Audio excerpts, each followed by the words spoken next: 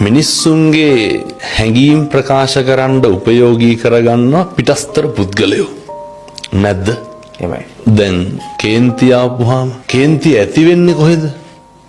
දැන් කේන්තිය දැන් මට තරහ යන්නේ මේ මගේ ක්‍රියාවලිය තුලනේ. එහෙමයි.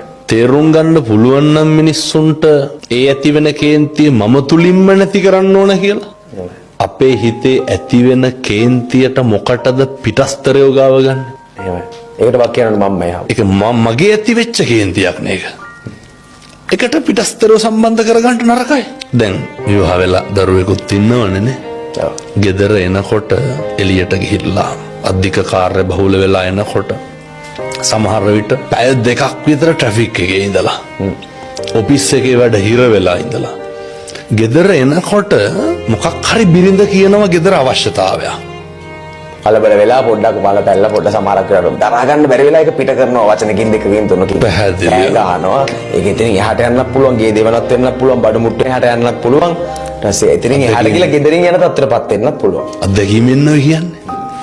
එතකොට ඒ අර බාහිරින් ආපු ගොඩ නැගුණු කේන්තිය අපි ගෙදරට එනකොට වෙන කෙනෙකුගේ කේන්තියක් ආය අපට එනකොට මේ දෙක ඩක් ගාලා වදිනවනේ. එහෙමයි. පීඩනය වැඩි වෙනවා. පීඩනය වැඩි වෙනවා. සමහර විට ඒක කෙලවර වෙන්නේ කොහෙන්ද? දරුණු හිත රිදීම. දරුණු හිත රිදීමකින්. ලංකාවේ බොහෝ පවුල් පසුබිම් වල විවාහය හරි අතෘප්තිමත්. එහෙමයි. හේතුව එක පිරිමියෙක් ඉන්නවද කාරණා දෙකක් තියෙනවා. එකක් බිරිඳට ස්වාමියා සැකයි. අනිත් එක ස්වාමියාට බිරිඳ සැකයි. එහෙම නැත්නම් ඔය බේබදුකමක් හැබැයිකමක් මොකක් හරි මොකට හරි අර අනියම් දෙයක්. වර්තාවකාලික සැපයක් වෙනුවෙන් මිනිස්සු සදාකාලික දුකකට අතවනන්න හදනවනේ සමහරක් වෙලාවට. අනියම කියලා කියන්නේ ඒකට. ගිනියමක්ම තමයි ඒක. ඒ කාරණා මත තමයි ඔය ප්‍රශ්න ඇති වෙන්නේ.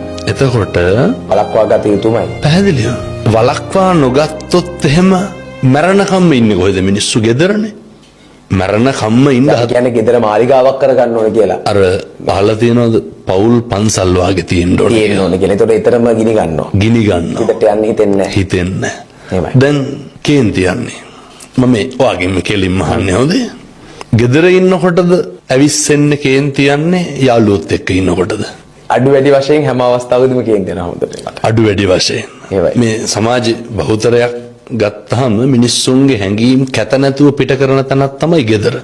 කවුරුත් මොකුත් කියන්න කෙනෙක් නැහැනේ. මාව ජජ් කරන්න මට කවුරුත් නැහැ. ඒක මගේ. මාව පාලනය කරන්න මට කවුරුත් නැහැ. කවුරුත් මට දඩුවම් කරන්නෙත් නැහැ කියලා හිතලා අපි ගෙදරදී විවෘත වෙනවා හඳුරන්නේ. නමුත් මිනිස්සු